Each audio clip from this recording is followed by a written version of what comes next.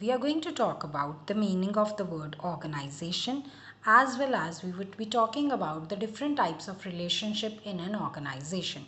Now, coming to the first topic for today, that is the meaning of the word organization.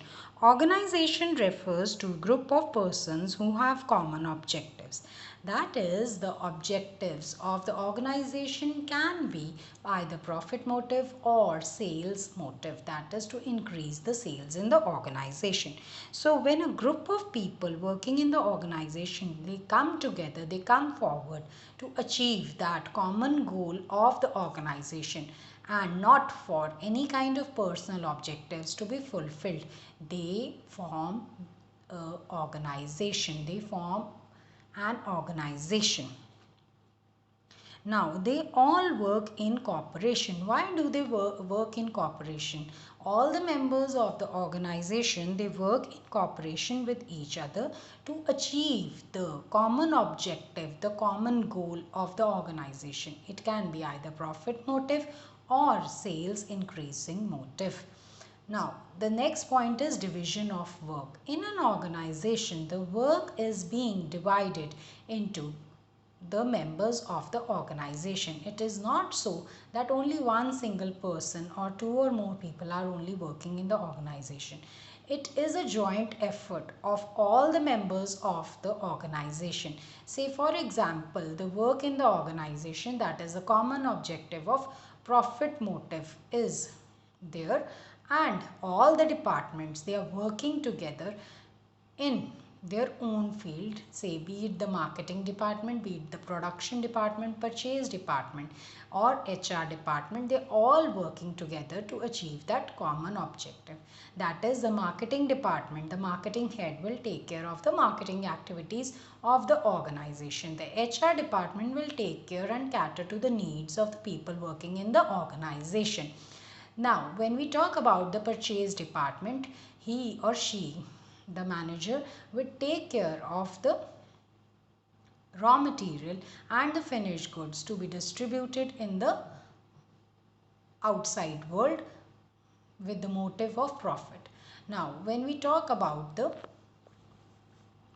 sales department, they will take care of that the sales targets are being achieved. So all of them, but they are commonly working with the common objective of earning profit for the organization. So this is what is known as the division of work, when the work in the organization is being divided so that the common objective of earning profit, or the common objective of the organization, be it profit or be it sales, is achieved. Next is central authority.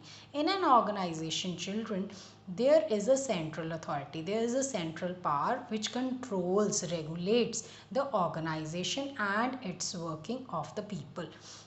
That is the central authority, that is the managing department, the managing director, the management takes care of formulating rules and regulations for the people working in the organization so that they all are working in one single direction for achieving the goals of the organization, and not they are working for the independent goals. They are working for achieving the common objective of the organization, be it the profit motive or be it the sales motive.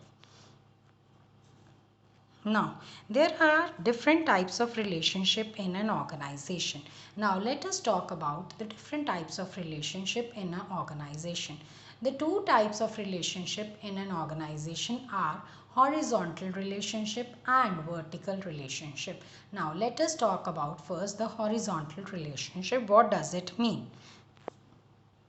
Children, horizontal relationship occurs between people holding the same level, same position, same hierarchical position in the organization. Say, for example, there are managers of different departments in the organization, that is the marketing manager, the HR manager, the production manager, the purchase manager, the sales manager. They are all working at the same level, that is they are the managers. So when the communication is between the same level of people, that is the same position holding people, that type of relationship is known as horizontal relationship in an organization. When they communicate between them for achieving the objectives of the organization. Now children, when we talk about the horizontal relationship, it is the relationship in which the communication can either be written or oral.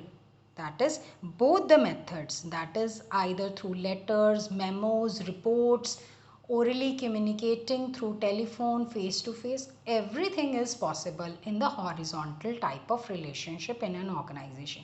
But the key word to remember here is that in the horizontal relationship, the relationship is between the people working at the same level, same hierarchical level.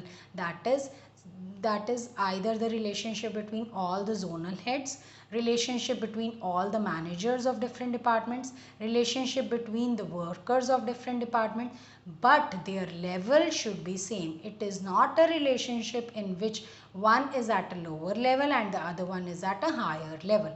They need to be at the same level to communicate, to pass on the information, to achieve the goals of the organization. They should have the relationship working at the same level, same hierarchical level, same hierarchical position. Now, why there is a need for the horizontal relationship, children? It is to coordinate the activities of the various departments. That is, so that all the different departments, they work in collaboration, in togetherness with each other to achieve the goals and objectives of the organization. That is, they work in cooperation, in coordination with each other so that the objectives of the organization are achieved much effectively. The next is that it is done for the division of work in the organization. If you remember, we just talked a few minutes back that there is a division of work taking place in the organization between the different departments. That is why there is a horizontal relationship, so that the marketing head takes care of the marketing activities, the HR head takes care of the people working in the organization. The purchase department takes care of the purchasing activities, that is what kind of raw material, from where it is to be procured, and so on. How the finished goods have to be distributed in the market, and so on. The sales department takes care of the targets, be it the monthly target, yearly target, weekly target, and so on. So when all the departments, they work together with the common objective, this horizontal relationship is helpful in division of work between different departments. Now the next point is that the horizontal relationship can at times be on informal grounds also, that is wishing each other at different levels. That is, the managers, they are wishing each other before starting off with their work in the morning.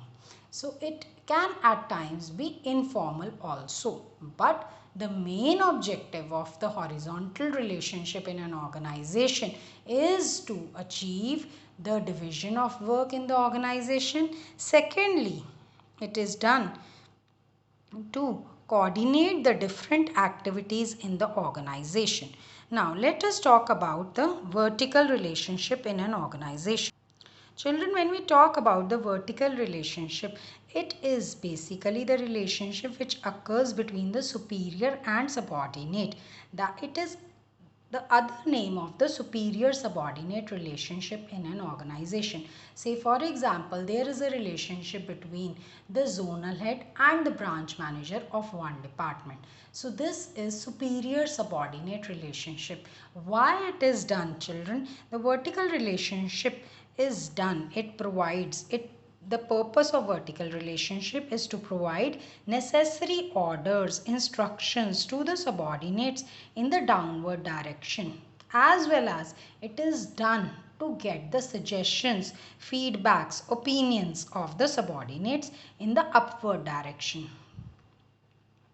That is, say supposingly there are some instructions, orders to be shared with the subordinates so that the objectives of the organization are achieved in an effective way. We need to have the vertical relationship in an organization. And if there are any kind of suggestions, opinions, feedbacks to be taken from the subordinates to achieve the goals in a much effective way, so we need to have the superior subordinate relationship. It is a relationship in which there is a relationship from top to bottom and vice versa, that is from bottom to top. That is the relationship between the boss and his co-workers. Children, when we talk about the vertical relationship, in this, the communication of information in the form of instructions, orders, etc., flows from the superior to the subordinate. And when we talk about this kind of relationship in an organization, it is much formal than the horizontal type of relationship, because the relationship it is between the boss, that is the branch manager for example, and his lower level people, that is the salesman.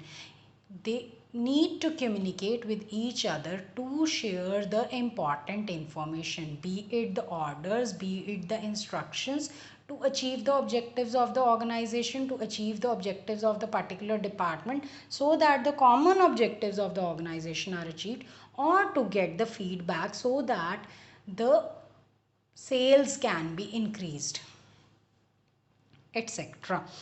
So we can say that in a vertical relationship, the relationship is much formal than the horizontal type of relationship.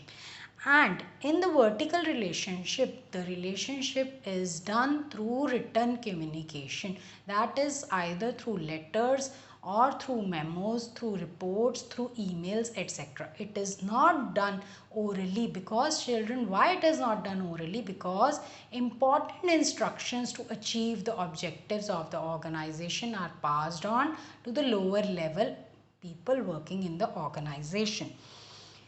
It is passes through a long line of communication. Yes children, it passes through a long line of communication because of the fact, say for example, there is an instruction to be given to the lower level of the people working, that is the workers working in the say production department. The production head would share the information with the production manager. The production manager will further share it with the branch level manager. Then it will further go on to the workers representative, and then it will further go to the workers. So it has to follow a long line of communication, that is from one superior to another and further to the lower level. So the vertical type of relationship is, children, quite formal. The major difference between the horizontal relationship and the vertical relationship is that in the horizontal relationship, the relationship is between the people working at the same level. That is the key point. And in the vertical type of relationship, the relationship is between the top and management and the bottom, that is between the superior and the subordinates. Now children, we discussed today about the meaning of the organization. Then we further discussed about the types of relationship in an organization. When we talk about the type of relationship, children, both the types of relationship, that is the horizontal and the vertical type of relationship, both are important in the organization. Both are equally important for the effective communication in an organization. Thank you. Have a good day.